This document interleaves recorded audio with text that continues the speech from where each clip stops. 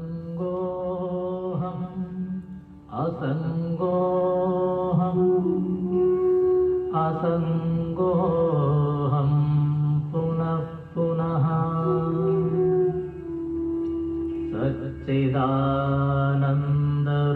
सच्चिदानन्दरूपोऽहम्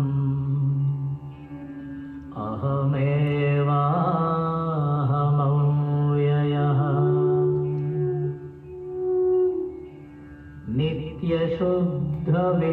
नित्यशुद्धविमुक्तोऽहम्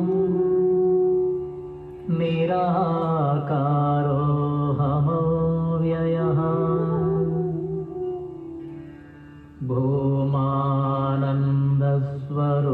भूमानन्दस्वरूपोऽहम्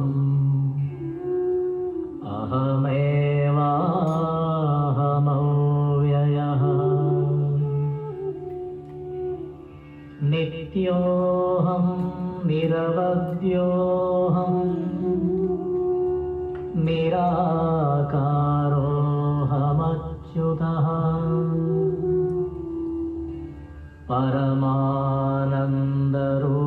परमानन्दरूपोऽहम्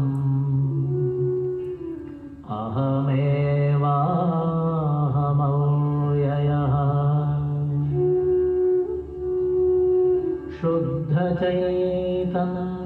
शुद्धचैतन्यरूपोऽहम्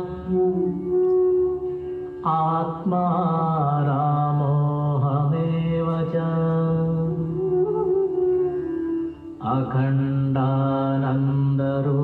अखण्डानन्दरूपोऽहम्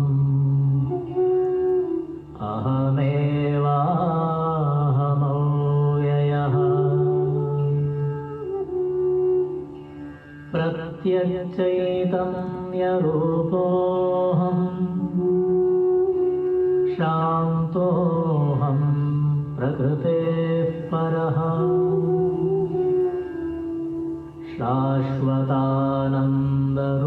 शाश्वतानन्दरूपोऽहम्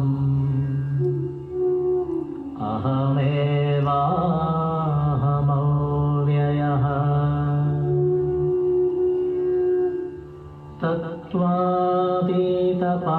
तत्त्वातीतपरात्माहम् मध्यातीतः परशिवः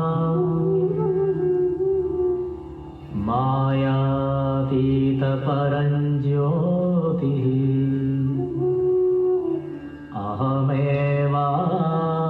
अहमेवाहमव्ययः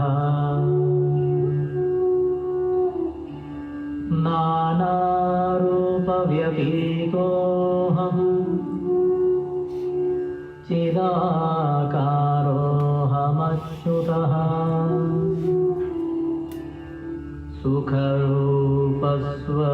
सुखरूपस्वरूपोऽहम्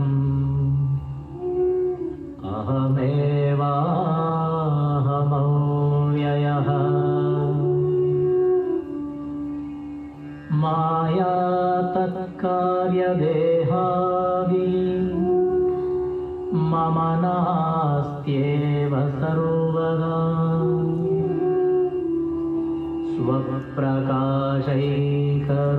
स्वप्रकाशैकरूपोऽहम्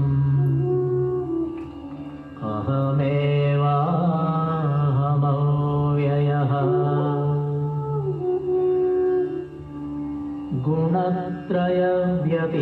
गुणत्रयव्यतीतोऽहम् ब्रह्मादीनां च साक्ष्यहम् अनन्तानन्दरूपोऽहम्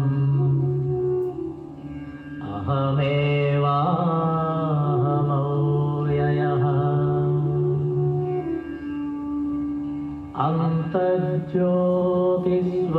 अन्तर्ज्योतिस्वरूपोऽहम्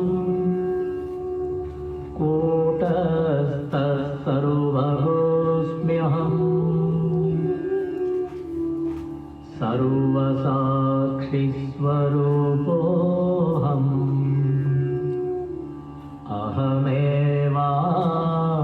अहमेवाहमव्ययः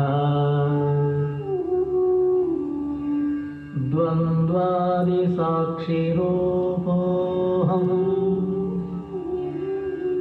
अचलोऽहं सनातनः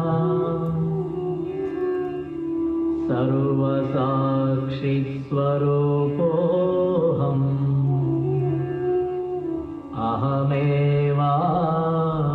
अहमेवाहमव्ययः प्रज्ञानघन एवाहम् विज्ञानघन एव च अकर्ताहम् अभोक्ताहम्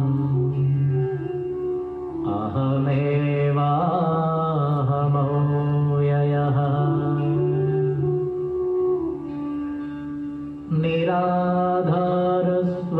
निराधारस्वरूपोऽहम् सर्वाधारोऽहमेव च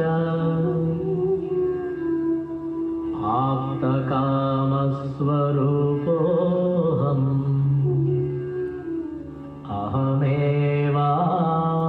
अहमेवाहमव्ययः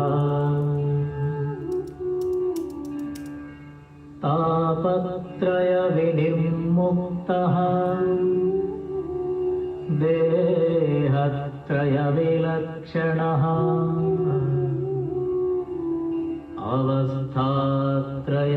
अवस्थात्रयसाक्ष्यस्मि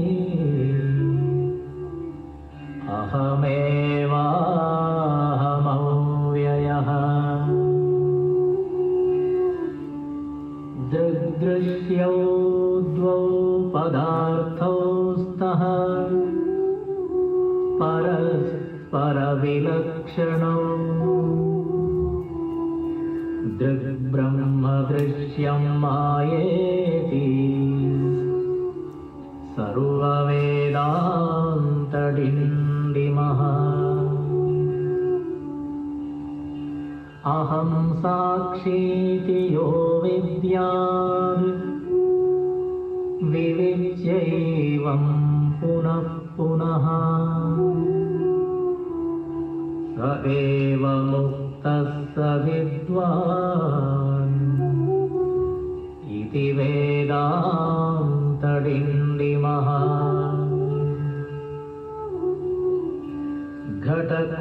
घटकुड्यादिकं सर्वं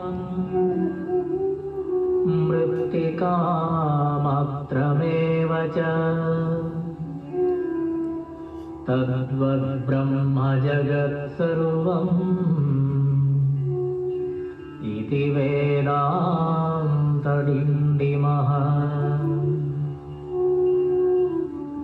ब्रह्म सत्यं जगन्मिथ्या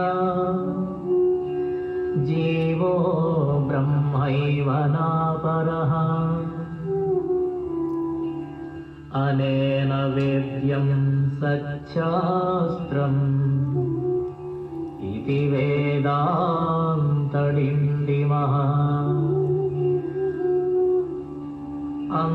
अन्तर्ज्योति बहिर्ज्योतिः प्रत्यग्ज्योतिः परात्परः ज्योतिज्योति स्वयं ज्योतिः आत्मज्योतिशिवोऽस्म्यहम् ज्योतिज्योति स्वयं ज्योतिः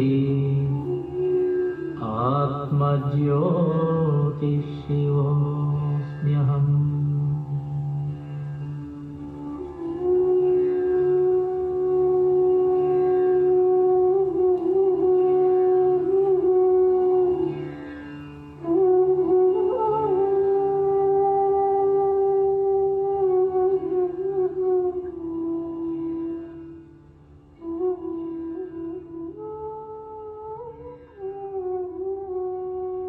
Hari Om.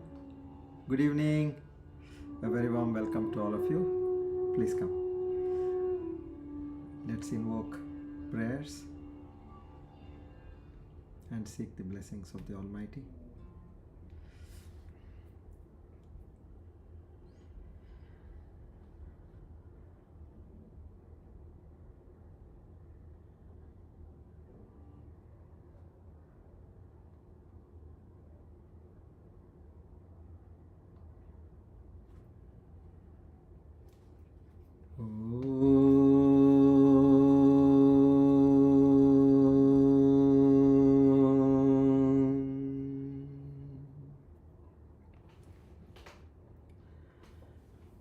Asato ma sadgamaya tamaso ma jyotirgamaya mrityorma amrutam gamaya sahana vavatu sahano bhunakto sahaviryam karavavahai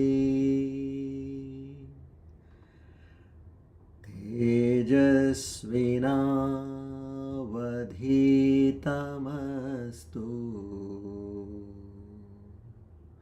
ma vidvishavahai.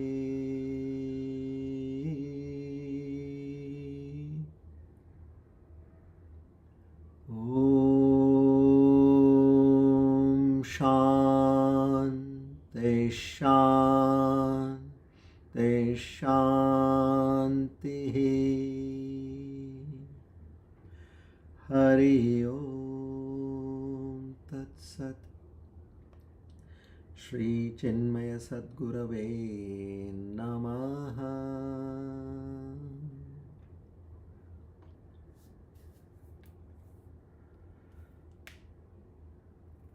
O Lord, the Almighty, the Omniscient, the Omnipotent, the Omnipresent, who also has the divine names Vidaranaha, Swapanaha,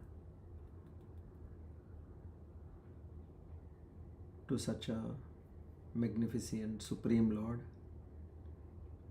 together we all of us with Shraddha, Bhakti and Prapatti offer our humble most salutations to seek His grace, His love, His mercy, His compassion, His kindness,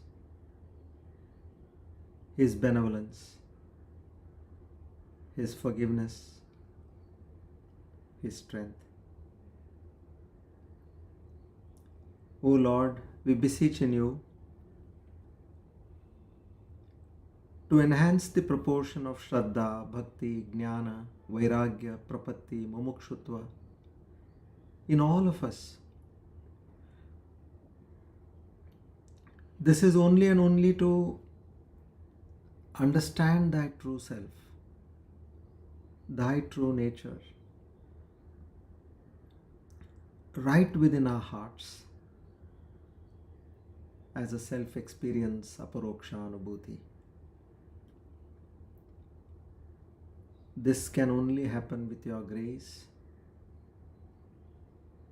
Your mercy. So we beseech again and again to bless us with this rarest of the rare opportunity. Our humble salutations to the Guru Parampara. Om Tat Sat.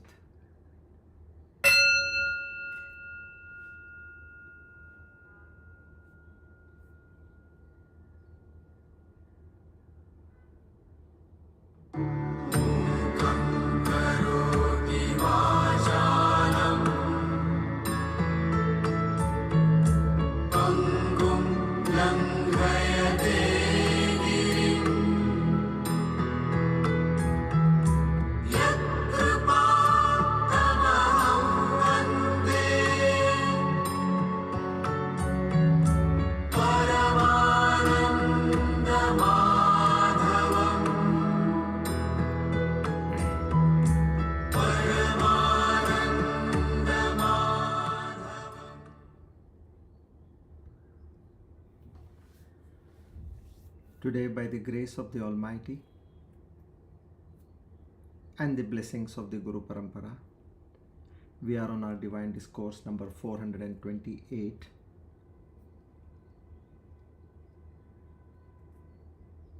the Aparoksha Anubhuthi session 16 on the 3rd of June 2025. Swasti Shri Vishwavasu Nama Samvatsara Uttarayana Grishma Rutu Jyeshta Masa Shukla Paksha Bhaumavasare Ashtmiyatito Purva Falguni Nakshatra Harshana Nama Yoge Bhavakarane. On this auspicious day of Tuesday and the auspicious time of the evening, together we all reaffirm our oath, our pledge, our commitment. Naham karta hari karta, hari preranaya, hari prityartam. O Lord, with your blessings, I have got the rare opportunity of listening to your scriptures. Now that I know what is my true self and being established in it, I can solely and firmly affirm that I am not the doer. You have wiped away the ignorance which I had for all these millions and millions of years and births. With your kripa, now that this has gone, I am ever established in my true self and ever established in that pure one consciousness. May I seek your blessings to be in this true self here and ever after again. Let the veil of Maya not come on me again and distance me from you, the pure consciousness. Our humble salutations to the Guru Parampara. Om Tat Sat.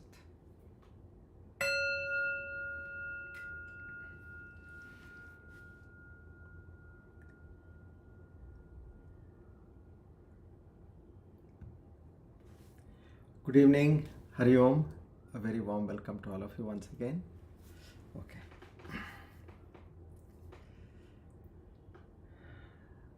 So we are now going to the next level. I would say in terms of understanding our true nature. So what should be our mental focus or attitude?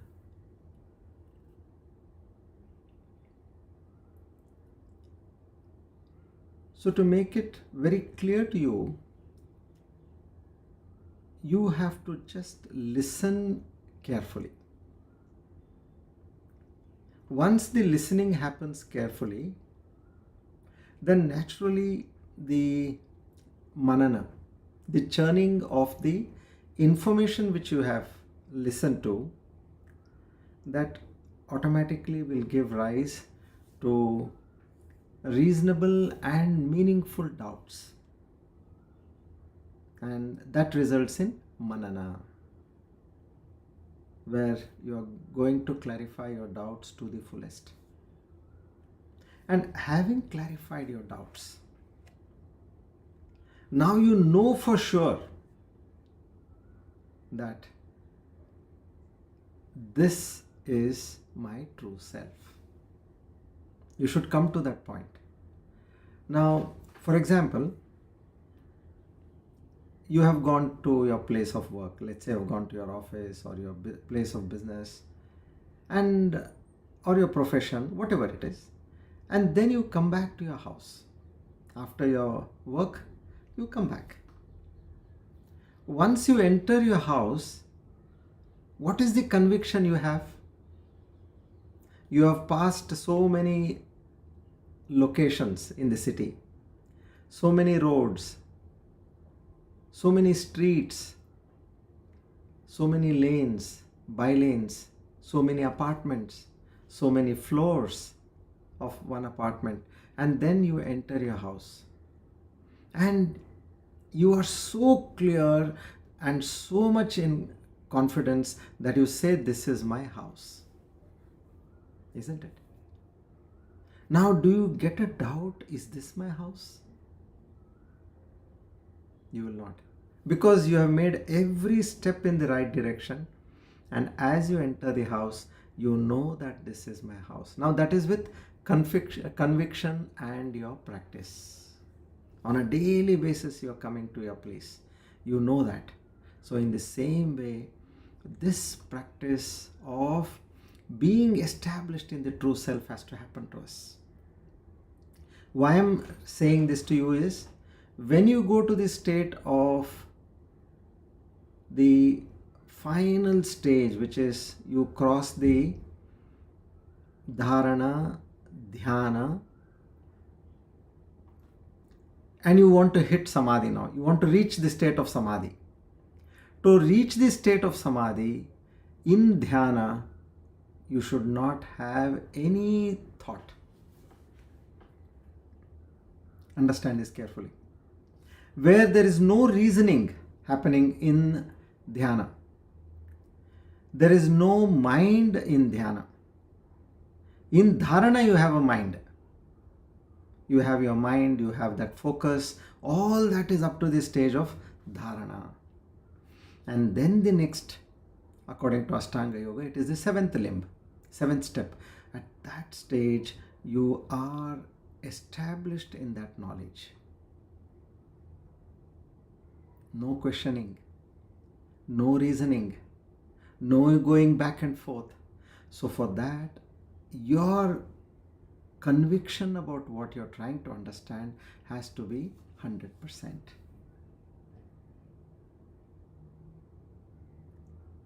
So when you say Shravana, listening, now what we are going to listen, this has to be appropriate means how you can make it appropriate.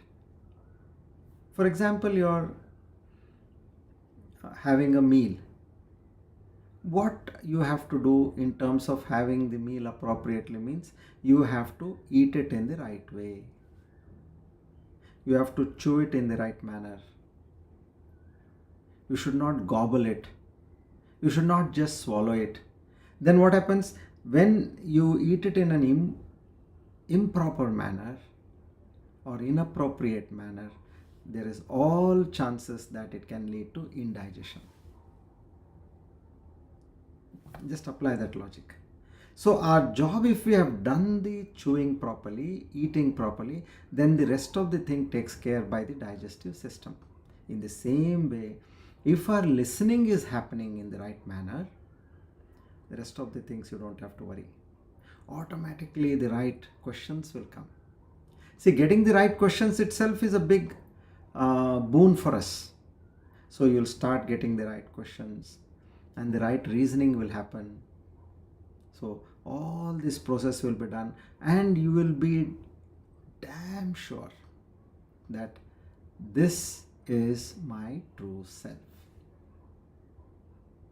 Like if you stand in front of a mirror and if somebody asks you, is this you? You will say yes. You don't need any conviction for that.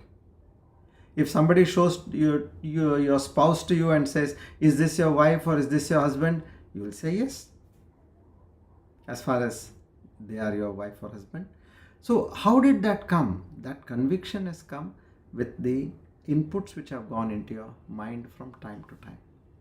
So whatever you can understand, whatever you can assimilate, digest, what we need here is, the one and only thing is we need our 100% focus and attention.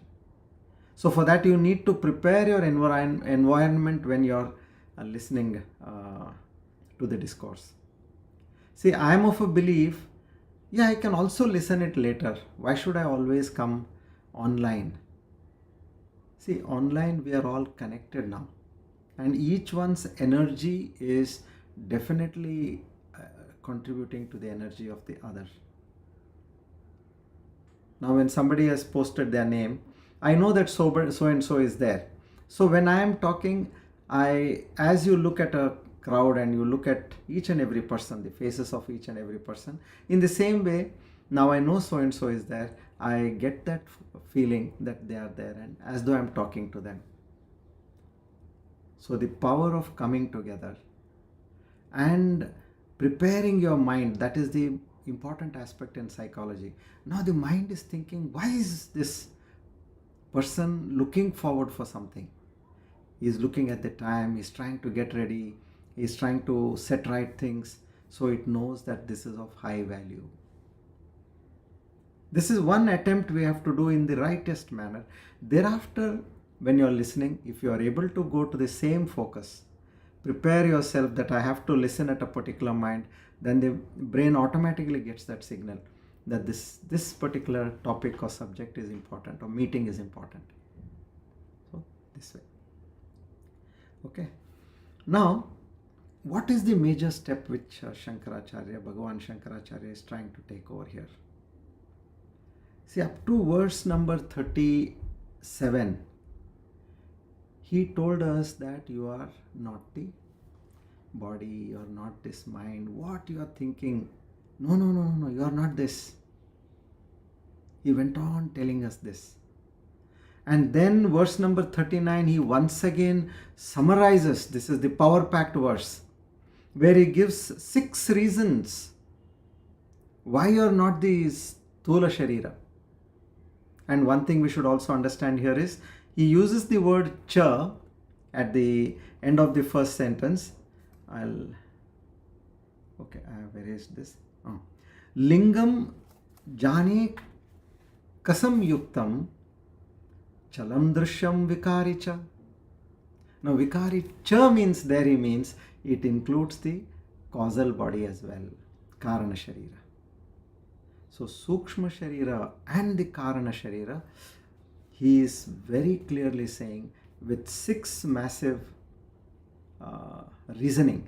He says, now you know you are not this. This is how he slowly takes us forward. And here he gives us that reasoning. I hope you have understood this. 1. Ekam anekam. You are that one. See, now when you say you, meaning it is the consciousness, that supreme consciousness which has enveloped the entire universe. You are one. Whereas here, what is this? Anekam, this sukshma sharira of yours has got 19 parts. So how can you be that? You are one, and this is anekam. Second, he comes with achalam and chalam. You are achalam. You are constant. You have enveloped the entire universe, meaning the power in you. When you say you, we normally attribute to the aham bhava, which is me, and then all the other attributes come into being. So you say this power in me. That consciousness is achalam, whereas you as sukshma sharira is chalam. You can see how your mind again and again it is wavering, and how your prana is wavering. You walk a little fast, your prana breathing goes up, your blood pressure goes up, and you are in a restful state. How it your BP comes down, and your breathing also slows down. Then the third argument he gives is drishyam and drishya. You are the drashta, the one who is seer, the one who is knowing, the one who is witnessing. But on the other hand, this sukshma sharira, you can clearly see. You can see your breath, you can see your thoughts, you can see that you cannot remember, you can see that you get an intelligent idea. You are the drashta. Now, then he moves on. Whereas, what is this sukshma sharira? It is that which is seen, the drishya. Then the fourth one, he says vikari and nirvikari. You are the unchanging substance, the unchanging consciousness in the entire universe. Whereas this sukshma sharira is constantly changing. Your mind doesn't have the capacity it had 10 or 20 years ago. Your prana is not to that efficient what it was 10, 20 years ago. So in the same way, every aspect of sukshma sharira keeps changing. And the fifth argument he gives is vyapakam and abhyapakam. Meaning you, the consciousness, is completely enveloped the entire multiverse or the entire creation. Whereas this subtle body, it at one point it is not there. How do you say that my subtle body is not there? Look at your deep sleep. In your deep sleep, where are your senses? Where is your mind? In a dream state, your mind is active. Senses are not there, body is not there. But in a deep sleep state, even your mind has gone to sleep. Of course, your body has already gone to sleep much before the dream state. Your senses have also gone to sleep. Meaning they are not active all the time, but that consciousness is ever active. And then the last one he comes is asadrupam. Asadrupam. You as that consciousness, subtle body, is asat, mithya, appearance. We'll study more about what is the true meaning of mithya. So whereas the true self is sat, that it is the very existence of everything in this nature. So he says by these arguments, he uses the word in the last sentence as cha, and he says that also implies the causal body. So in this way he completes verse number 39, and here he makes these arguments that now you understand. You are not the person whom you thought you were to be. So after that, now he comes for a deviation. Now whenever you're going straight, you want to take a U-turn, immediately you will not be in the opposite direction. You slowly have to take a curve. So verse number 40 is a kind of that curve which we can see. So what here he tries to say, he tries to rather justify whatever he has done so far, and it is like that kind of a deep curve he's trying to take. Let's understand verse 40 and move forward.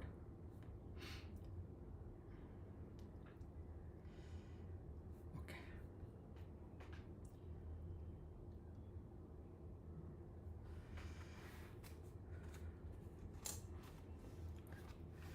We start with verse number 1, the prarthana. Shri Harim Paramanandam Upadeshtaramishwaram Vyapakam Sarvalokanam Karanam Tam Namamyaham.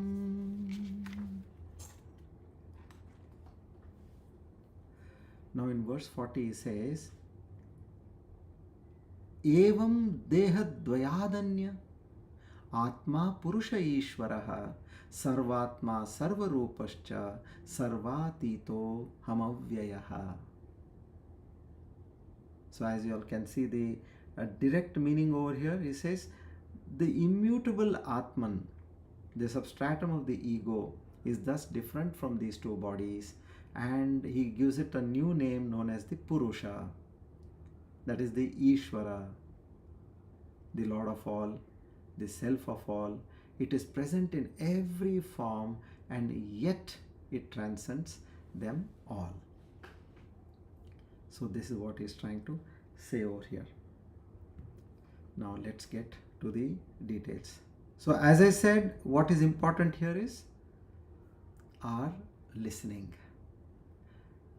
One clear distinction. See, now you have a mobile, and in that mobile you have an app of one bank, you can say. Whatever is your favorite bank which you are dealing with.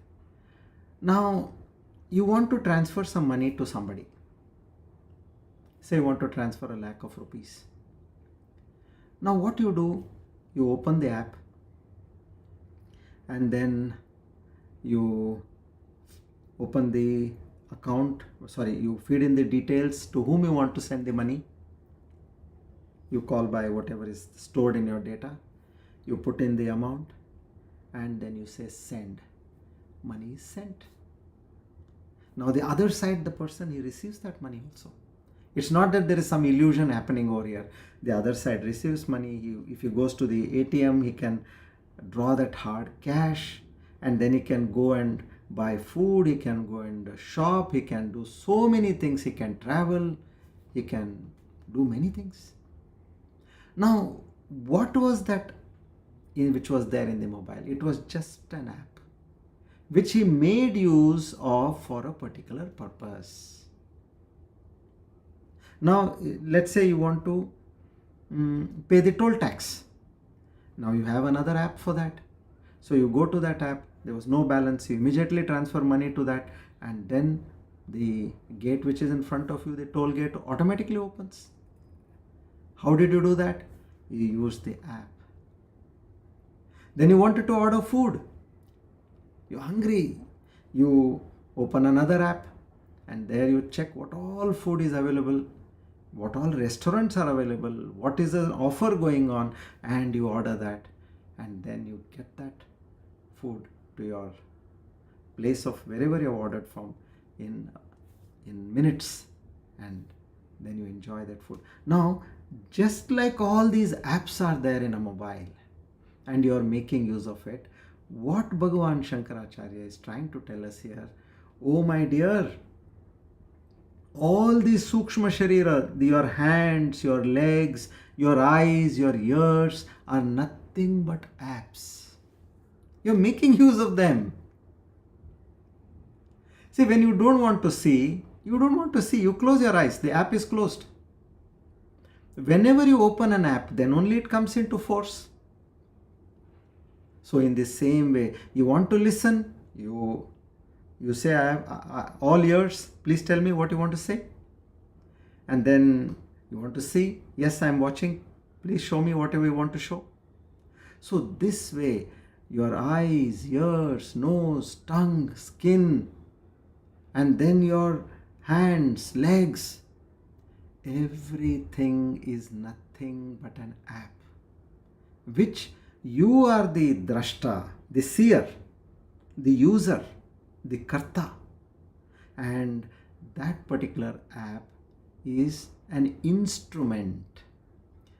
Get this distinction very clear, very easy to understand.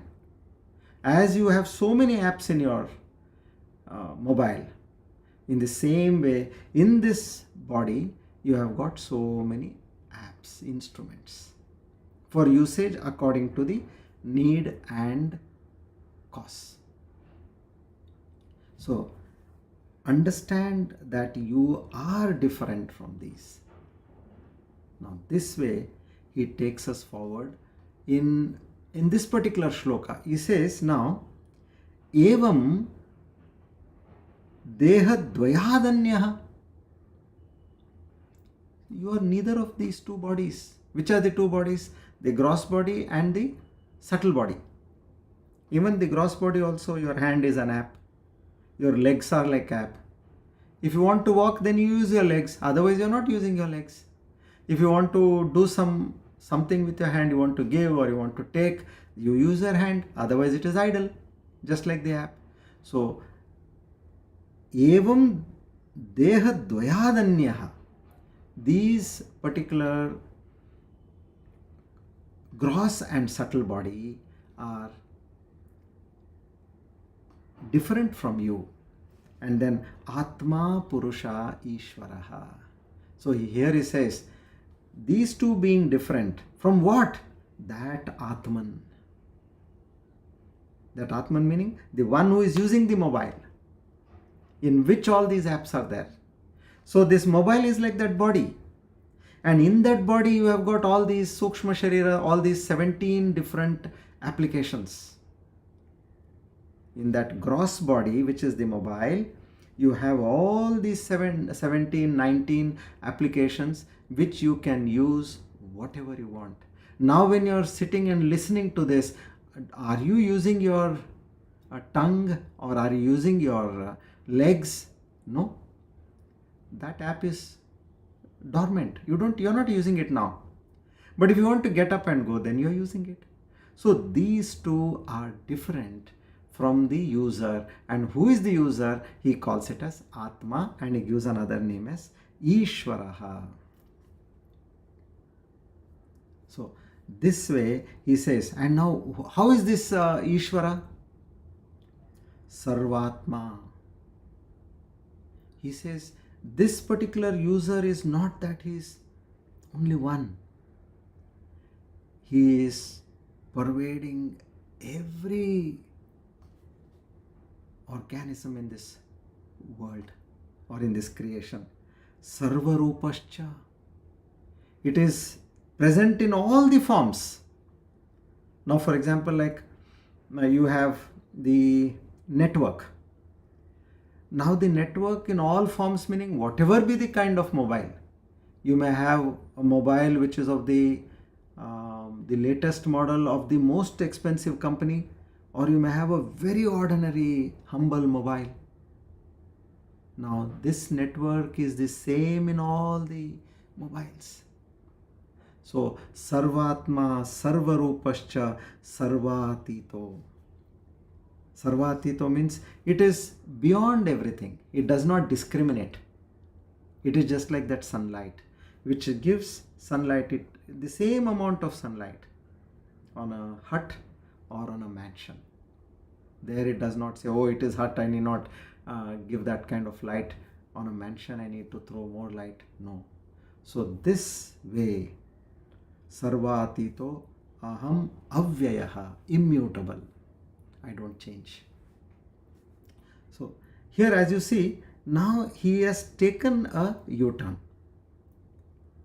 Now from the, in fact, the next verse also is a kind of a commentary on trying to show what he's wanting to build up. And then you are seeing that I was going north, now I'm going south. Suddenly, just a minute ago I was going north, and now I'm suddenly going south. What is this? So that kind of a surprise will come to us now in the next following verse. Slowly, now the U-turn is happening.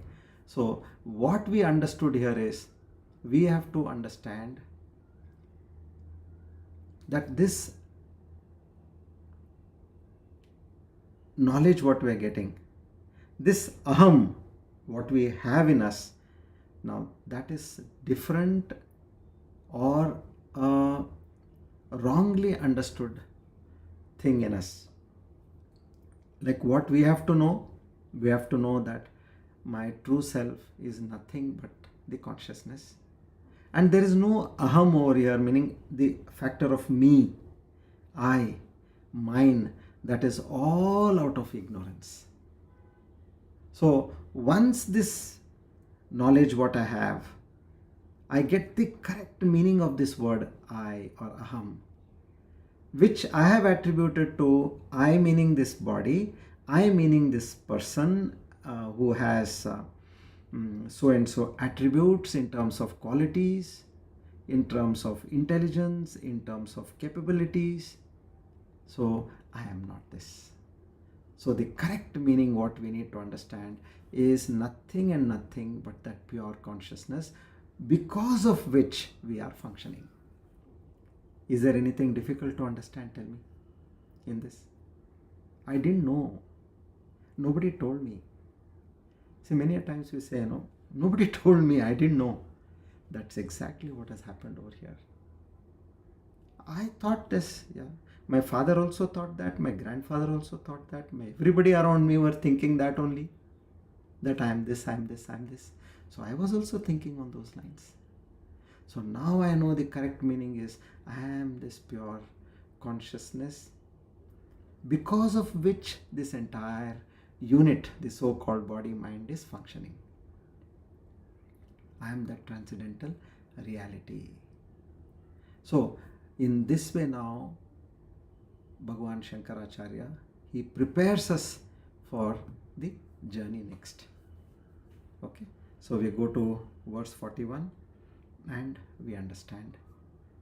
So I'll give you enough of reasoning, meaning, which is apart from the shloka. See, my job is not to tell you the shloka.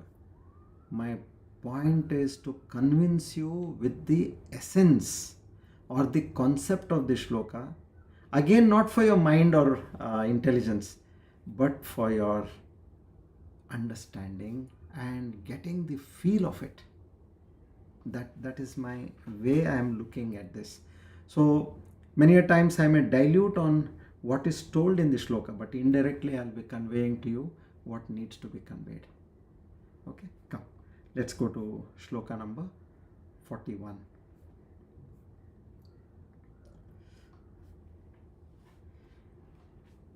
Ityatmadeha bhogena prapanchaschaiva satyata yatokta tarkashastrena tatakim purushartatha.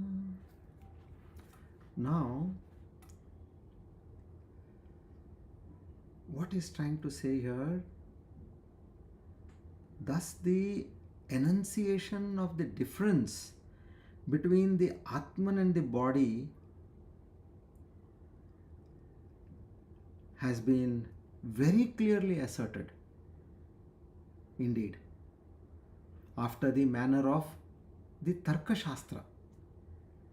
Tarka Shastra and talking about the reality of the phenomenal world.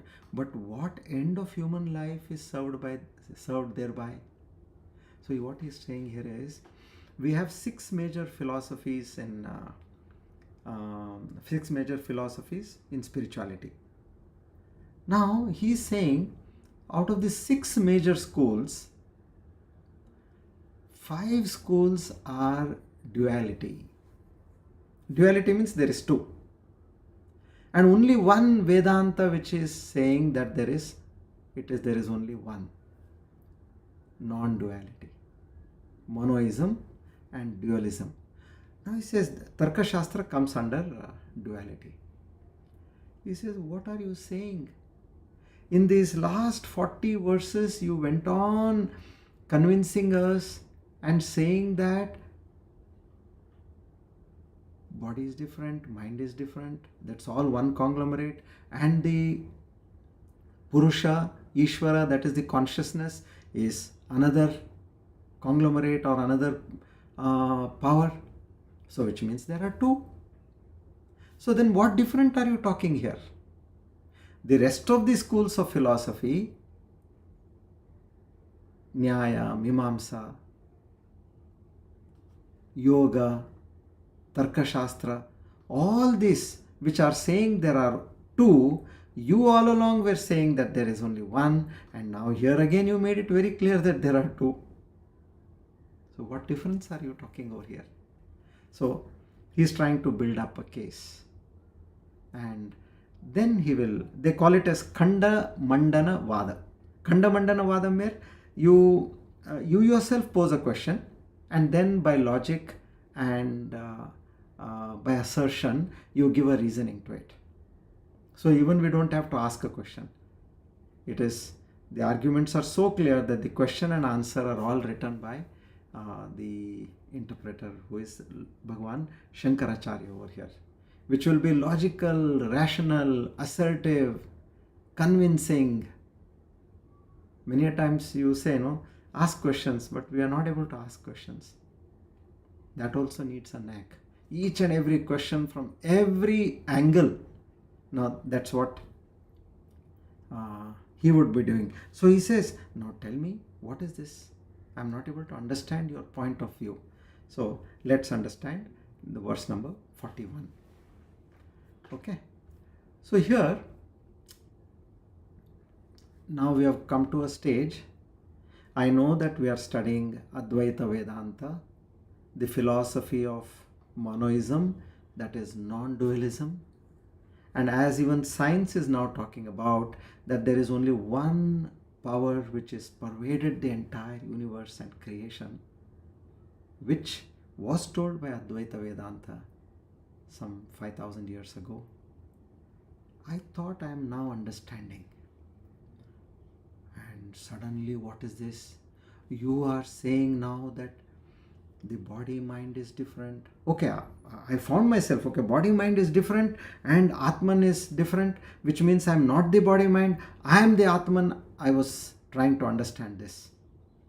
And now you are saying that means the subject is different, the object is different, the drashta is different, the drishya is different. Till now you were telling that these two are separate things. That's what we understood, isn't it, in our entire journey so far. But now you are saying that both are one. He's going to talk of that now. They are not two different things.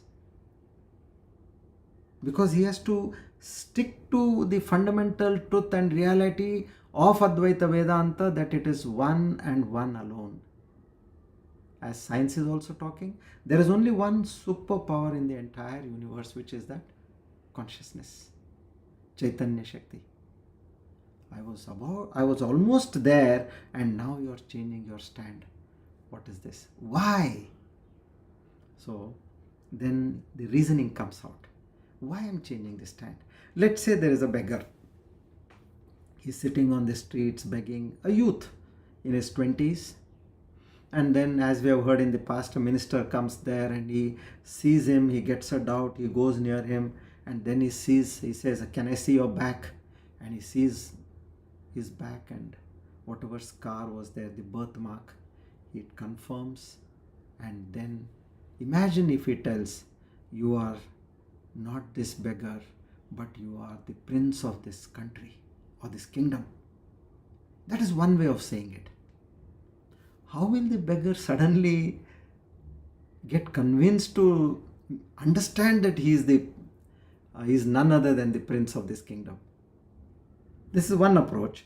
Now the other approach is, if he takes this so-called beggar and he goes to their parents and he tells the parents, look, I am the minister of the Mukhya Mantri, the chief minister of this kingdom, and tell me, who is this child? This so-called person, this youth who was begging on the streets. And that couple, they say, yes, we want to speak the truth. When this child was about a year and a half, we found him in a mela, and we have been taking care of him right from that time. We are not his parents. We are not his biological parents. Okay. And then, after this truth comes out, then the prince is told, look, they are not your parents. You were lost when there was a so-and-so situation where there was a turmoil, and then you were lost in that turmoil, and we could not find you thereafter because some robbers, they picked you out from there. So all that story they say, and now I confirm that based on the birthmark you have got, you are none other than our prince. So that is this two-step approach which Bhagavan Shankaracharya is saying over here. So the first step is to isolate the Atma. You suddenly say you are that Atma, you are that consciousness. Somebody, if there are people around you, they'll start looking at people and say, what, he has gone nuts or what? What is he talking? So what is our understanding? Our understanding is, I am this person, so and so feet tall, so and so feet, so and so much in weight, and my complexion, my knowledge, and whatever, as a personality. So now I have thought myself to be this, and then, okay, here and there I have understood that there is something called a soul, and that is because of that soul and his body and mind and all that, it's one unit. I have thought only that much. But now he says, segregate. You are not this, what you spoke about, this conglomerate of body, mind, senses. And then the second step is now understand what is that Atman, that consciousness. And know that it is different from the body and mind, which exercise we did till now. It is just different. You have thought it to be all together. Now Bhagavan Shankaracharya just says, no. How can the subject and the object be one and the same? How can the projector and that which is projected on the screen be one and the same? Isn't it? They have to be two different things. The screen and the projector have to be two different things. In the same way, understand that the Atman is different and the body, mind, senses are different. And then what we need to see is that the body and mind are actually in reality nothing but the Atman. Now this is the exercise what we have to do. So in the next 50 verses almost, he is going to talk of this aspect, that the body, mind, senses are in reality nothing but the Atman. And that's why I'm saying this is the most crucial part of our journey. We need to understand this. And for us to understand this, you need to listen to this carefully. As I told you, chew properly, eat in small sizes. And once it goes into your system, the digestive system will take care. So in the same way, now listen to it carefully and just let it go into your mind. Just like as the digestive system takes care of what you have eaten, so all this grahana, means you have gathered all this information in your mind, will do magic if you have done it listen to it in the right way. So now what we are going to do, that which so far I was saying is not me, and it also told me in the second stage that I am the Atman. Now Bhagavan Shankaracharya says, if I am talking of non-duality, Advaita, there can't be two things, my dear. There can't be two things. There is only one truth. And that one truth is that everything you see, you perceive, you realize, you understand, everything is nothing other than that one consciousness. He brings us to that point. Okay, so this two-step process, we have done the isolation, and second, we have understood that it is the pure Atman. And both, when we say from the standpoint of the Advaita Vedanta, could directly declare that you are the Brahman, pure existence consciousness. That is the ultimate truth, but you are not ready to receive it directly. Our minds are conditioned. We believe in that separation, that the body, mind, the world, all are different entities. So first Vedanta meets us with where we are. It distinguishes the self and what is not the self. That is the Atman and the Anatman. And once the clarity is gained, then Vedanta leads us to see that everything we thought was other or this, in fact, is that Brahman and Brahman, Paramatma and Paramatma alone. So this separation was only a tool to bring us to the truth of non-duality. Okay. So this is what we have understood now, and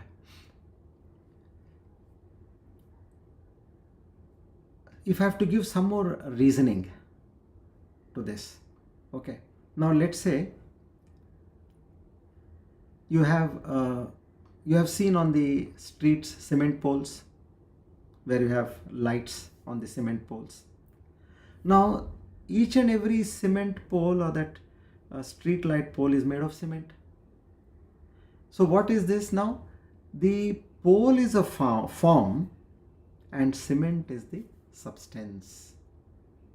Now can you physically extract that cement from that cementness, as we call as isness, or that existence-ness? You cannot extract the cementness from the cement. Like, say for example, you have a cup and a saucer. Okay. Now, I can separate the two. I can keep the saucer separately and I can keep the cup separately. And if I want, I can keep both together. A saucer on its own can be used for some work. A cup on its own also can be used for some activity. So they can exist together or they can exist separately. But will a cement pole exist without the cement? So now, how did this understanding happen? It is only in our Viveka Shakti we understand that the cement pole is made out of cement, and that cement cannot be removed from the cement pole. So the form of that cement pole is nothing but the form of the cement. You're getting this? So just like a wooden table and wood, just like a steel table and steel, here this change has to be done in our mind with that discernment called Viveka Shakti. As we understand that there is water, and there are now in that ocean you have got waves, you have got bubbles, you have got foam. All these are nothing but different forms of that water and water alone. You cannot have a wave without water. Like say there is cotton and cotton fabrics. You have a shirt, you have a sari, you have a kurta, you have curtains, you have bed sheets, you have kerchiefs, you have towels, all made out of cotton. Now, if you remove the cotton from this, will all these be there, which I just now mentioned as shirt, sari, kurta, curtains, bed sheets? They are nothing but forms of cotton and cotton alone. Another example, gold and its ornaments. There are bangles, chains, rings, necklaces, tiaras.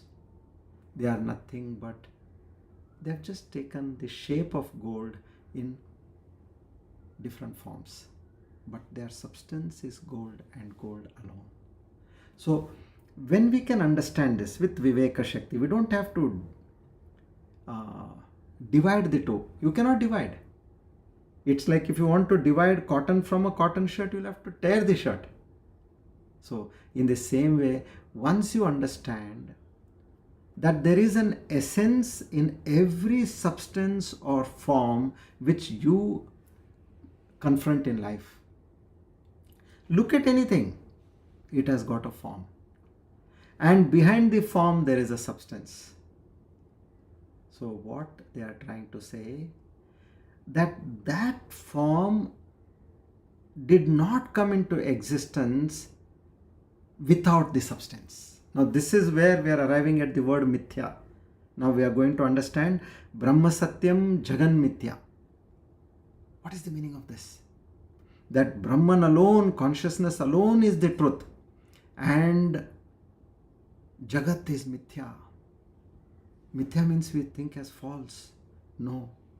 The only understanding we need to gather over here is that form which you see in your day-to-day life has got some factor of existence. Like a cotton shirt has got cotton. A cement pole which carries the street light has got cement. A gold bangle has got gold. A wave in the ocean has got water. So in the same way, these things do not have an independent existence apart from the reality with which it is made. Just like a cotton shirt, the reality, it comes out of the existence of cotton. A pot comes out of the existence of clay. So anything which does not have its own independent existence is called Mithya. So here, a clear understanding Tell me if there is anything. Now, with whatever knowledge of science we have, is there anything in this universe which is without the Panchabhutas or the atoms? You look and find out. So just as the cotton apparel does not exist apart from cotton, the wave does not. The wave depends on water for its existence, form and activity. The gold ornament depends on gold for its existence and appearance. The wooden table depends on wood for its substance or existence. In the same way, the world, including the body, mind and the objects, senses, depend on Brahman for its very being. That is what Advaita Vedanta means when it says Brahma Satyam Jagat Mithya. Brahman alone is real. The world is Mithya. Not unreal, but dependent and falsely assumed to be independent. Now this is the knowledge what we are getting. I thought, I am a person. I am this, I am that, I am going to do that, I am going to do this. I'll teach that fellow a lesson, I'll do this, I'll do that. Arey Baba, you are dependent on some factor of existence. So when Vedanta says that the world is false, it's not denying the world's existence, which is therein as a sure short experience in front of us. What it is denying is that independent reality of the world. He says, understand that it is dependent on the existence factor, and that existence factor is nothing but that Brahman and Brahman alone. So, Brahman misunderstood appears as the world, and when rightly know, we realize that all is one and one only, that is that Brahman, Paramatma, consciousness, Chaitanya Shakti. When we don't know this, we live under that illusion, which is Maya, which prior to getting this knowledge, we all were living under that illusion. We didn't know all this. That illusion that the world is nothing but a collection of separate entities and we are, isolated individuals. I have my own set of problems in life. I have my own set of challenges, which I have been fighting for years and decades. We start pitying our own self. No, you are not this. I am old, I am getting weak, I have so many diseases. You are not this. You are that supreme consciousness.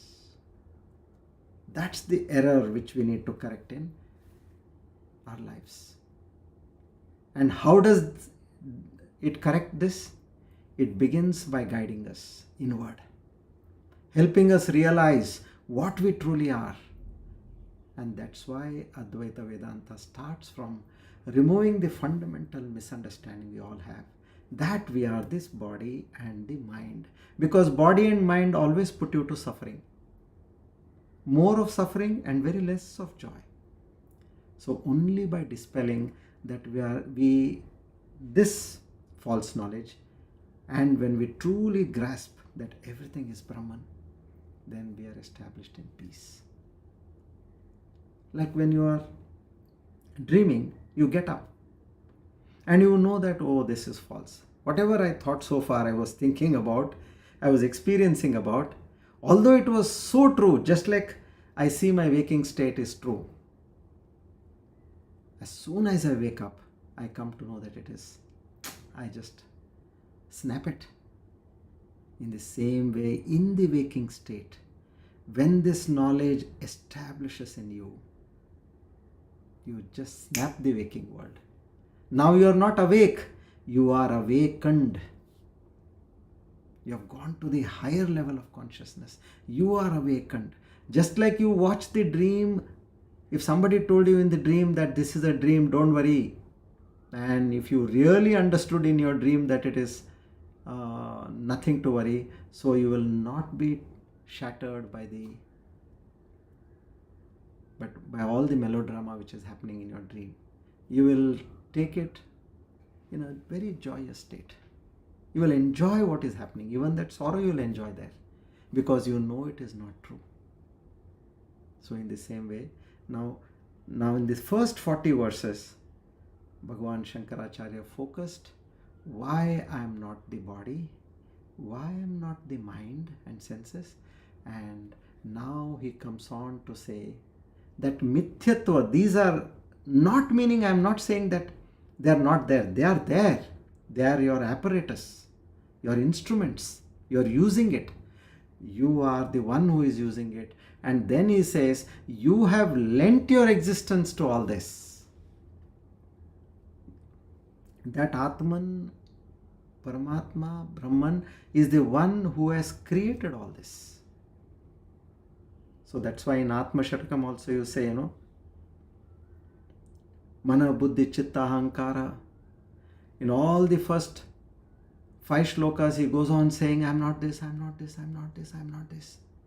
And then finally in the 6th shloka, what does he say? Aham nirvikalpo nirakara rupaha chidananda rupa shivoham shivoham. Then he comes to that truth. So in the same way, now here also he says that you are not this, and then he tells what is your true nature. So this way now we have to understand, and we go forward for the next 50 verses where we are in the knowledge of that non-duality oneness. Now this is again a very important shloka where we need to understand that we have to get established in this. So ityatma deha bhagena, this distinction between the self and the not self, all of it, does it prove duality? Then prapanchasyaiva satyata. I'll just post the shloka for your understanding, it will make sense. Yeah. So ityatma deha bhagena, which means this distinction between the self and the non-self, all it does is prove duality, isn't it so? Then prapanchasyaiva satyata. The world, it seems, is being affirmed as real, not in a casual way, but through a specific line of reasoning. The assertion is, the world is proved to be real. What does this actually mean? What is the deeper implication behind saying this? So, which I explained to you, that you have a cup and you have a saucer. They both can exist independently. But when you have a cement pole on the street, that cement pole cannot exist without the cement. In the same way, now here he brings to the point that this existence consciousness is the one which lends a support to the so-called names and forms which we see. So then what is the meaning of this? Yathokta tarka shastrena tatakim purushartata. Meaning this is what is told by tarka shastrena, by the other philosophies, which all the time you are saying that I am different from them. Now you are saying the same thing. And then purushartha. Purushartha means what is the true reasoning for my life. I want to gain moksha. And for me to gain moksha, if there is duality, moksha is never guaranteed. You yourself has said that. So then how will I gain moksha by doing this? Kim purushartatha? How? What purpose is there in my life when I am not able to gain moksha or self-realization? So now then here he comes to, for that attainment of bliss and cessation of suffering. Atyantika dukkha nivrutti, cessation of suffering. Atyantika means the highest level of suffering, and paramananda prapti, highest level of bliss you attain. That is moksha, you have said. So how do I understand that? So then he comes to the point, he says, the Upanishads are very clearly saying that Dvitiyat vai bhayam bhavati. Dvitiyat means when there is Dvaita, Dvaita means the two. When there is dualism, what happens? Bhayam bhavati. There is fear. Fear of what? Fear of the second. If there is truly something apart from me, some object or some person or some force which is separate from me, then I have to relate to it in some way. This relation will invariably take me in two forms. One is a desire or an aversion, which means I like the person or I don't like the person. I want to possess it, I want to enjoy it, I want to hold on to it. Or it is something like I want to be away from it, reject it, or I fear from it. No, so both these, desire and aversion, they stem from a deeper source, which is fear. And fear is the root from which they emerge. Anything why I don't want, because I fear that it may put me down, it may make me sick. Or I fear from the company of a person who can say something wrong, awkward, and make me off mood. So I fear. So that fear is one factor in different ratios. I feel a threat to myself. So fear is thus not an occasional emotion, it is always fundamental. So he says, so this is what is happening, this unavoidable consequence of duality has come now. You are saying there are two. So now he says, how does this desire really imply? I desire something. It could be food, it could be money, it could be relationships, it could be places, a name, fame, power. So it means I experiment myself as incomplete. That's why I'm asking all this. Why else would I want anything outside of myself? Like if you have had a good meal at home, satiated, full, would you want to call food from outside at that point? Because you're already full. So even if I think of myself as just that physical body, that body too needs, it needs things to survive. It requires air, it requires food to eat, a conducive environment to stay. Now when all these are supporting my body, and one day the body would die. So this proves that the body is dependent. So now he's again trying to tell us that that this is something which is dependent on something, Mithya. So that dependence is a form of incompleteness, and you are not that incomplete person. So when you say I want something, now which means I'm lacking. Your true nature is Purnam. Understand, Purnam means full, complete. You are that infinite. So in this way, understand your true nature. And when you can see that oneness in everybody, you are looking for power, let's say. Now because you are finite, you have secluded yourself. I'm powerless. I don't have anything. Now, if you are attuned to the fact that there is only one consciousness and you are that one consciousness, you look at anybody who has got that power, whom you can think of the highest level. You are none other than him. So where is that where you are lacking something? So once you do this exercise of oneness, anything you are lacking and you see somebody who has got it to the peak, you are him or her. And there is nothing which is lacking in you. So the same applies to desire and aversion, that finitude and that limitation and that incompleteness. All these come from duality. You have restricted yourself to only this. So as the Upanishads say, Dvitiyat vai bhayam bhavati. From the second, fear comes. From duality appears fear.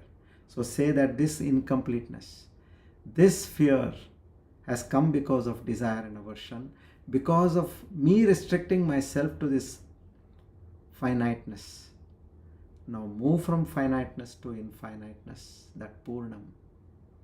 And once you establish yourself, that is a mind game again. See, in your own mind, you can create a heaven out of a hell or a hell out of a heaven. Now, when this is one of the most famous sayings. Now, how can this be possible? Yes, you can create that. You can tell your mind what you want it to understand. So when you do this kind of an exercise, break the shackles of your mind and get established in that infinity, then what happens is you are free, because there is freedom only in infiniteness. And know that your true nature is Advaitam, only one. And then you become a true enjoyer or recipient of joy, inner peace, and unconditional bliss. So this is what Bhagavan Shankaracharya is trying to tell us over here. Make this change in your mind and attain peace and bliss all throughout. Don't run after things it's endless. You're just chasing. Till how long you're going to chase things in your life? You'll never reach where you want. And one fine day you'll collapse and you're no more. What did you really achieve in life? Everything what you ran for is all going to be left here. Rather, enjoy what you have got to the fullest and reach the ultimate goal, which is Purushartha, what he says. Tatakim Purushartha. What is my Purushartha then? If this is the way I have understood duality, come to the understanding of non-duality and attain that moksha and complete your Purushartha in life.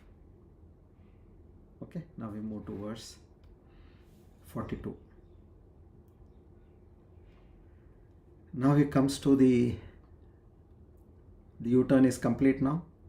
So he goes head on, saying that the body mind, which I called as the Anatma, is nothing but the Atma.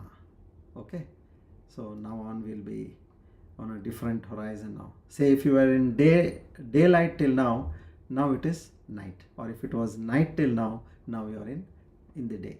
Okay, come, we'll go to the next verse 42. Okay. Ityatma deha bedena dehatmatvam nivaritam idanim deha bedasya hyasatvam sputamuchyate. Now here he says, thus by the differentiation between the body and the self, the idea that the body is the self is negated. So now the unreality of the body as a separate entity will be explained henceforth. So this is what Bhagavan Shankaracharya is trying to explain to us. They are all packed with so much meaning. What we really need to understand is that meaning to get everything straight. Let's try to get this clear.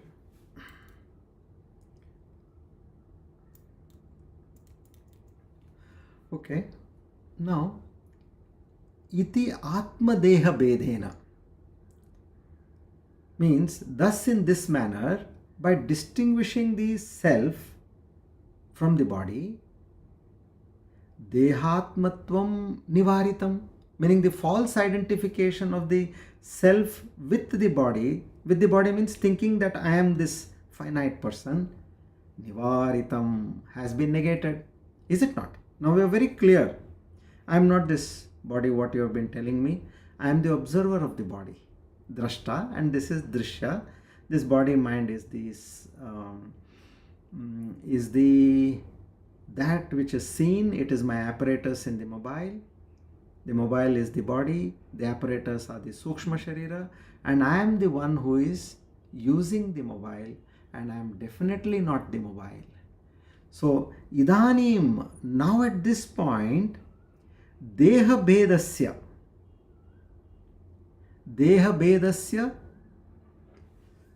yathatvam, meaning the nature of distinction of the body, the true nature, sputam uchyate, clearly is being stated or thought. This is the word by word translation. So which means by distinguishing the Atma, the self, from the body, the false idea that the body is the self has been completely negated. Do we agree or not? Which means if we have studied till now, till this verse number 37 or say for 40, if we have understood well, we are very clear and established. Go step by step. As I told you, once you enter your house, you should not have a doubt, is this my house? Should I ask somebody inside the house whether this belongs to me? Or I look around and see? No. So this much clarity up to this stage, if you have not got this, go back and get that conviction. I am different from this so-called body, mind. I have mixed up everything. No, they are different. That conviction has to come to us. So now the true nature of the body, which means the distinction which has been made, now will be clearly explained henceforth. You have thought that they are different, right? No problem. That's right. So now this verse is a bridge between negation and sublation. What they call is, negation is neti neti, not this, not this, not this. That's one way of saying, coming to the truth. Like if there are say about 6 types of grains which have been all mixed together, and you know somebody asks you one particular grain which you don't know, but you know the rest of the 5. So then what you say? Okay, you say not this, not this, not this, not this, not this, and then at the 6th one you will say, when 5 which I know and I'm negating it, so what you are talking of, the new one, is the 6th one. Take. So by using the principle of negation, not this body, not this mind, not this senses, now not this sukshma sharira, not this sthula sharira, I have now understood what is that, is what is the Atma. So negation and sublation. Sublation means adhyaropa apavada, they call. I'll explain that. What is the meaning of adhyaropa apavada? So in so far till here we have had the dehatmatva. Dehatmatva means I am identified to this body. With my viveka shakti, with the knowledge what I have gained from the scriptures, with the Ishvara Krupa, now I have understood there is something more to what I had understood earlier, and now I know I am not the body, not the mind, I am that witnessing consciousness. This is the first step which we have got through. What's happening now? Bhagavan Shankaracharya is saying, now that this false identification has been dropped, I shall clearly explain the true nature of what we call the body, its real, he calls it as ontological status. Means ontological means to the core, to the depth, in the true sense. So now the focus is shifting. Instead of just negating the body, we examine now what's the perspective of the truth behind this body. Okay. So if I have to give you a metaphor, imagine there is a character on a movie screen. You are seeing a character. You are seeing a hero or a heroine. You are seeing that character. And as you are seeing that character, you are so engrossed with the character that you relate to that character. Everybody has experienced this, okay? If somebody scolds that character who is dear to you, you feel offended. If there is some success in the movie which is going on for that character, you feel happy. If he is at distress, you also feel distress. So now, that's not a real person. It's just a character, isn't it? Once you see that, then I show you the screen. Look here clearly now. The character never existed apart from the screen. It was all the time the screen and screen alone. Now I show you. After the movie, I say, where is the character now? You know, it was the screen which was there, and on that screen this character was playing. So here the body is that character and the Atman is the screen. This is the way to understand. And the most common example is you are not the pot, but you are the clay. We have heard again and again this pot and clay. So I'm just trying to bring in some new metaphors. So that Nama Rupa, Nama is the name, Rupa is the form. So they are not a separate entity. But if you go into the deeper sense, it is of the nature of that Atman and Atman alone. So here, so why this verse is trying to be important for us is we have rejected identification of this body and understanding that even the body is not outside the consciousness. This body is also nothing but consciousness. Like the pot is nothing but clay. So that is that bhada, neti negation. From there we move to the adhyaropa apavada. Means that apparent superimposition. So this way we'll get more into this knowledge in the next class. And till then, as I told you, if you have not become very clear, if you still feel I'm still the body, still the mind, still the senses, then go back and revise. Otherwise, as you move forward, then it won't make much sense. Put in all your effort and try to brush up your skills and come prepared. If you have any doubts, please approach. I'm there to guide you. But till now, what we have understood has to be crystal clear. Okay? Thank you. Shri Krishna Arpanamastu. Idam Namama.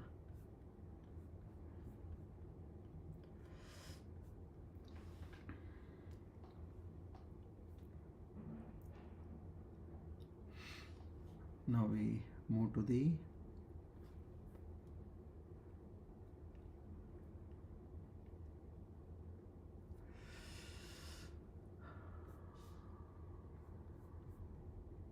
Shri Vishnu's Sahasranama. We are going to deal with 464, the last Nama of verse 49 and the first Nama of verse 50. So let's read verse 49 and 50 and understand both the divine meaning of both these divine names.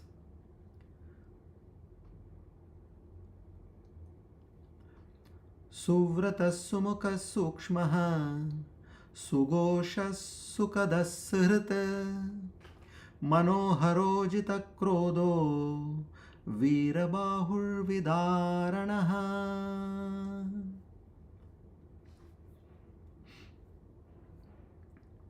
Vidaranaha, 464. One who splits asunder means destroys. In the man-lion form, the Narasimha, Lord Vishnu, appears to tear open and kill Hiranyakashipu. Again, in order to destroy Hiranyaksha and to lift the earth from the ocean, Sri Narayana had to take the form of a great boar Varaha. Accordingly, in the Sanskrit vocabulary, Bhudaraha is the synonym for a boar, Varaha. Dara means to split or to tear open. Thus, the meaning of the divine boar can be squeezed out of the term Vidaranaha used over here. So, one who destroys. In other words, one who destroys ignorance and gives you the knowledge if you truly want to seek knowledge. Stanza Shloka number 50. Swapana swavasho vyapihi naikatma naika karma krita vatsaro vatsalo vatsi ratnagarbho dhaneshwaraha. 465. Swapanaha, one who puts people to sleep. Lord Vishnu as Ishvara has for himself the total vasana, that is the Maya, as an equipment for his self-expression as Ishvara. Listen to this carefully.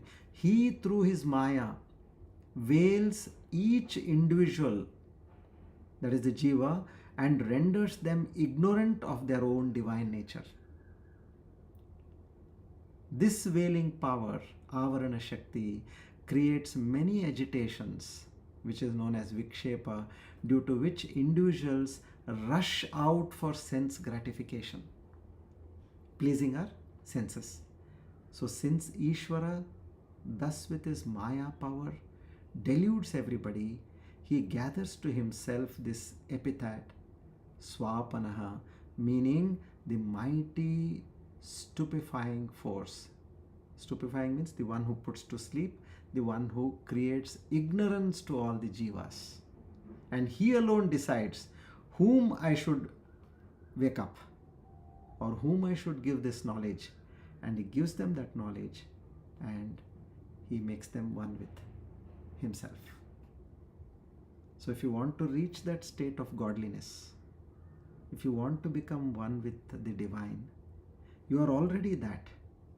Just because if his Swapanaha, with his Maya Shakti, Avarana Shakti, Vikshepa Shakti, we are in this ignorance and we are all running for sense gratification with, as we call it as,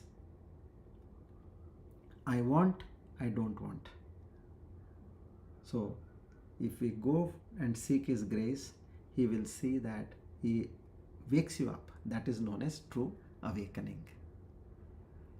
To such a divine Lord, we offer our humble salutations again and again and seek his grace, mercy and blessings.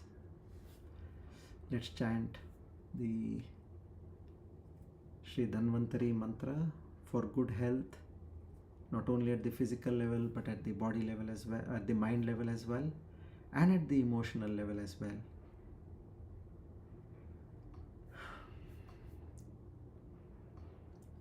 Om Namo Bhagavate Mahasudarshanaaya Vasudevaya Dhanvantaraye Amrutagalashastaya Sarvabhaya Vinashaya Sarvaroga Nivaranaya Trailokyapataye Trailokyanidhaye Shri Mahavishnu Swarupa Shri Dhanvantari Swarupa Shri Shri Shri Aushadha Chakra Narayanaya Swaha. Om Namo Bhagavate Mahasudarshanaaya Vasudevaya Dhanvantaraye Amrutakalashahastaya Sarvabhaya Vinashaya Sarvaroga Nivaranaya Trailokyapataye Trailokyanidhaye Shri Mahavishnu Swarupa Shri Dhanvantari Swarupa Shri Shri Shri Aushadha Chakra Narayanaya Swaha. Om Namo Bhagavate Mahasudarshanaaya Vasudevaya Dhanvantaraye Amrutakalashahastaya Sarvabhaya Vinashaya Sarvaroga Nivaranaya Trailokyapataye Trailokyanidhaye Shri Mahavishnu Swarupa Shri Dhanvantari Swarupa Shri Shri Shri Aushadha Chakra Narayanaya Swaha.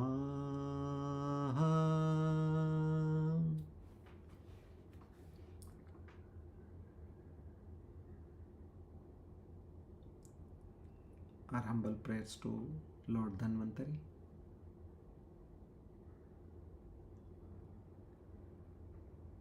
Since we have crossed the time limit, we'll conclude the session, and I would suggest after the session you all can please sit in meditation and do whatever meditation is to your choice. Om Purnamada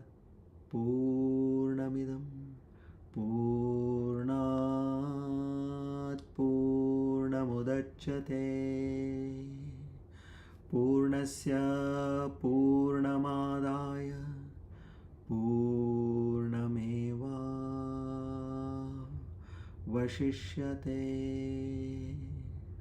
Om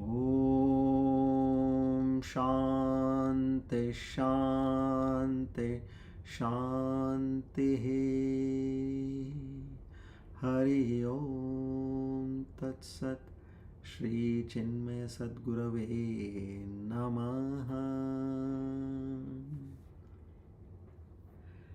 Together we offer today's Jnana Yajna at the lotus feet of the Lord. We seek His grace, mercy and blessings, without which we would be nowhere. Naham karta hari preranaya hari prityartam. Shri Krishnarpanamastu idam namama. Om Tatsat.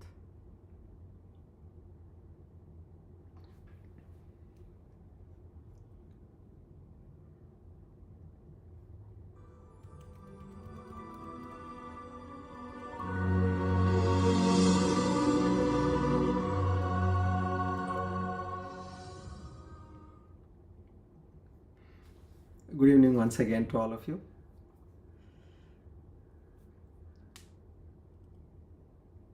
So make your mind absolutely clear of what we need to have understood so far, and if not, make another attempt and be well equipped so that whatever we are going to understand in the next future sessions, they all come to you like a child's play. Thank you. Hari Om.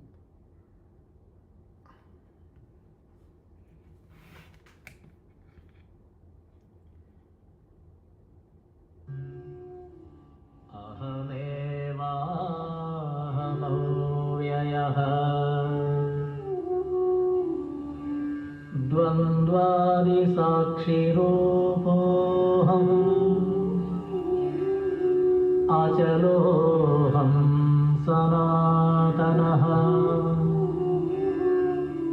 सर्वसाक्षिस्वरूपोऽहम् अहमेवाहमव्ययः प्रज्ञानघन एवाहं विज्ञानघन एव च अकर्ताहम् अभोक्ताहम्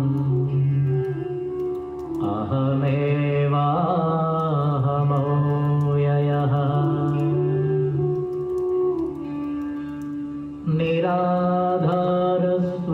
निराधारस्वरूपोऽहम् सर्वाधारोऽहमेव च आप्तकामस्वरूपोऽहम् अहमेवाहमव्ययः तापत्रयविनिर्मुक्तः देहत्रयविलक्षणः अवस्थात्रयसाक्ष्यस्मि अहमेवाहमव्ययः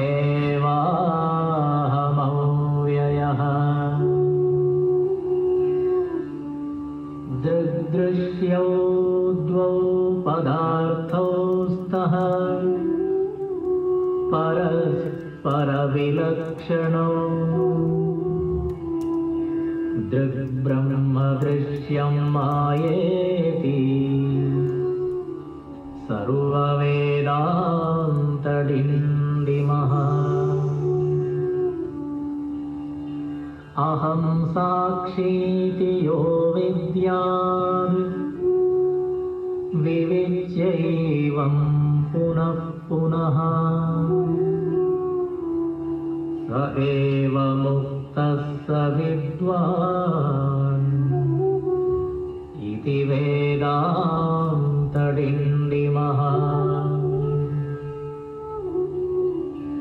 घटकुड्यादिकं सर्वं मृत्तिकामात्रमेव च तद्वद्ब्रह्म जगत्सर्वम् इति वेदान्तडिण्डिमः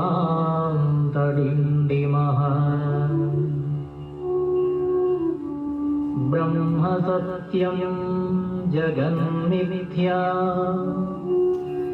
जीवो ब्रह्मैव नापरः अनेन वेद्यं सच्छास्त्रम् इति वेदान्तडिण्डिमः